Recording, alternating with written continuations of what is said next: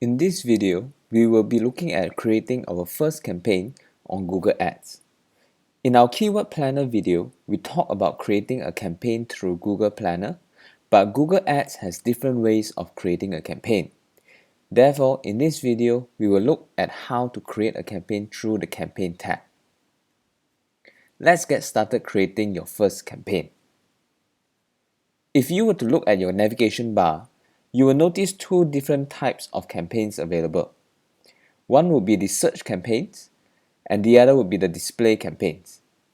The difference between these two is ads on the search campaigns will appear throughout sites on the Google Search Network and are in text, while for display campaigns, your ads will appear throughout sites on the display network, such as YouTube, mobile apps, and other contents, and are mostly in banner form.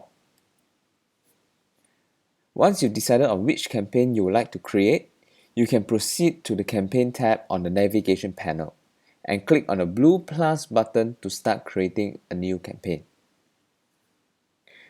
You'll be presented with two options. Either start a new campaign or edit existing campaigns.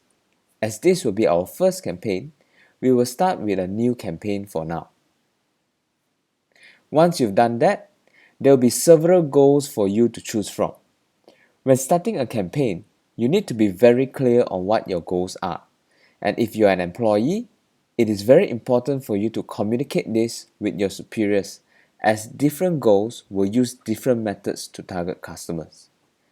Not only that, the metrics to measure the effectiveness of the campaigns are different as well. Therefore, it is essential that you and your entire team are clear on the campaign goals and the outcome that you expect. Many times, this is not communicated properly throughout the team, and each individual will have different expectations on the outcome of a campaign, which leads to a lot of tensions between the colleagues and departments. So, let's have a look at what the different goals are available for us to choose from. If you want to create a campaign that is very much revenue driven, then choosing a sales goal would be ideal.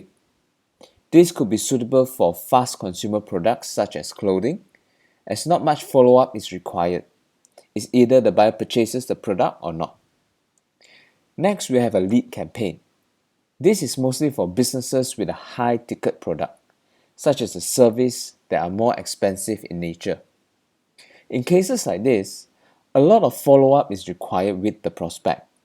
Therefore, collecting their information such as name, contact number, and email address will be more appropriate for you to follow up later.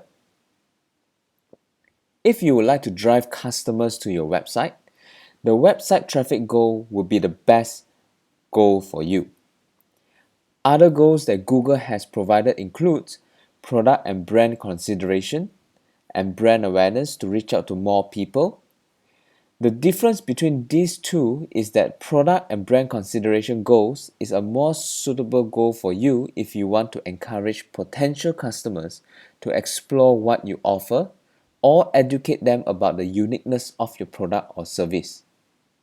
As for brand awareness goals, just as the name suggests, it's more suitable for increasing awareness for your product or services, especially if you are a new product or introduce customers to a new product.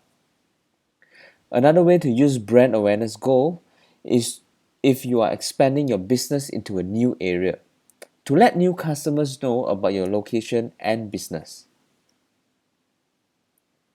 After selecting your goals, we move on to selecting a campaign type. The most straightforward campaign type will be search campaign, display campaign, video campaign, and app campaign. For the search campaign, the goal is to drive more sales, traffic, or leads with text ad or call ads, where a phone number is included to allow potential customers to call you immediately on the phone and reach out to your business. These ads will be shown on either the Google search engine or Google search partner sites. As for display campaign, you'll be able to do more than just text for your ad. Let your creativity dictate your ad, as in this campaign, you will be able to develop visually striking ads and this will be shown on the Google Display Network. For video campaigns, it's just as the name suggests. You'll be able to create a video for advertisement. I'm sure you have seen this very often, especially on YouTube. The same goes for the app campaign type. This will be the most suitable for businesses with an app, and you will like customers to download your app. Next, we will look at the shopping campaign type. This campaign type is most suitable for retailers or individuals with an online retail shop to promote your online and local inventory and boost your traffic to your website or your local store, and also to find better qualified leads. For this campaign, you send Google your product data and create a campaign in Google Ads. Google will then use your campaign to create ads on Google and around the web where potential customers can see what you're selling. Google calls this shopping ads. And what it does is Google will show users a photo of your product plus a title, price, store name, and very much more. And these ads will give users a strong sense of the product you're selling before they click the ad, which gives you more qualified leads. But for now, let's focus on getting more website traffic to our website, and we will be using the search campaign type for this. Moving on, you'll be asked to choose the type of network you would like your ad to be shown at. You are able to choose between the search network or the display network, or choose both. If you look at the top of the page, you'll see a guide that Google has set up to guide you through the campaign setup process. Next, we will choose the duration of our campaign. I would advise you to create an end date for all your campaigns, because if you don't, your ad will keep running and Google will choose to charge you for running those ads. Also, you will need to run your ads for some time in order for Google to generate enough data for you to optimize later. So the general timeline for a campaign would usually be around 2 to 3 weeks. Moving along, you'll be able to choose the location of your targeted audience as well.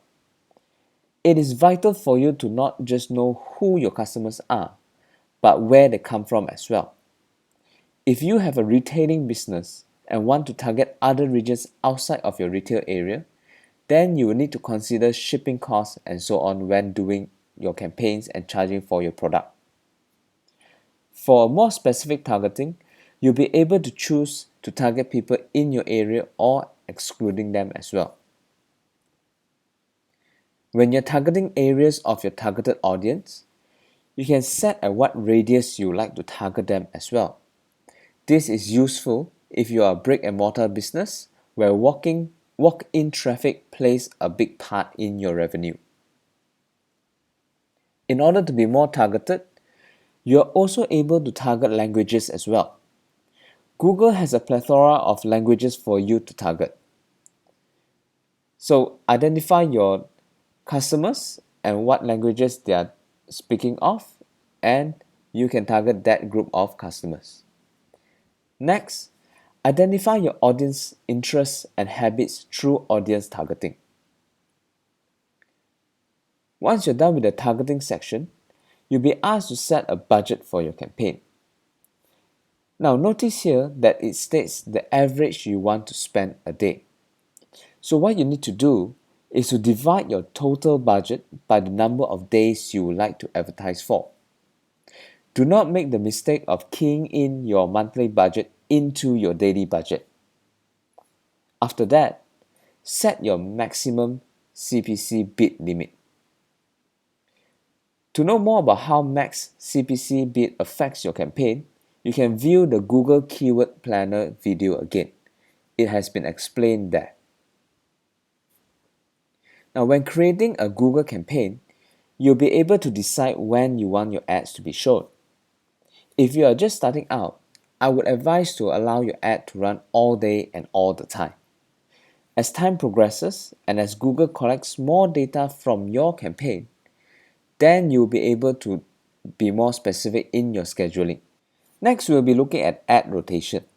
In ad rotation, it is usually used if you have different kinds of ad copy, design, or video in your campaign.